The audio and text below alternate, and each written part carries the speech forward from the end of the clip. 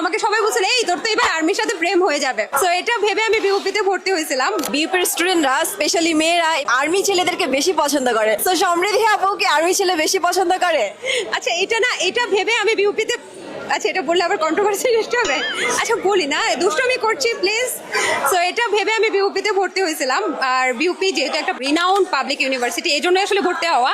তারপরে একটা হয় না যে ওই যে একটু ছোটবেলা বা ওই টাইমটা মনে হয় যে আচ্ছা নতুন ইউনিভার্সিটিতে যাব, নতুন নতুন ছেলে দেখবো, তো আর্মি ছেলে দেখবো, এটা তো আরো মজার ব্যাপার। সো আমি ভর্তি হওয়ার পরে আমাকে সবাই বলছিল এই তোর তো এবার আর্মির সাথে প্রেম হয়ে যাবে। সো যাওয়ার সময় আসলে হয় কি, যখন আমরা 12 নম্বর থেকে বিউপি পর্যন্ত যাই, তখন সকালবেলা যদি ক্লাস থাকে অনেক আর্মিরা এরকম জগিং করতে করতে যায়, সুন্দর সুন্দর সুদর্শন আর্মিরা। সো আমরা দেখতাম, দূর থেকে দেখতাম, কিন্তু ওরা এতটাই ফোকাসড অন দেয়ার ওয়ার্কস এবং তাদের এক্সারসাইজ নিয়ে যে তারা না আসলে কোনো দিকে তাকায় না এবং ওইভাবে কথা বলা না সুযোগও হয়ে ওঠে না। সো আর্মি ছেলেদেরকে চোখে চোখ দিয়ে ওই লাইন মারা ওগুলো আসলে বিউপিতে হয় না।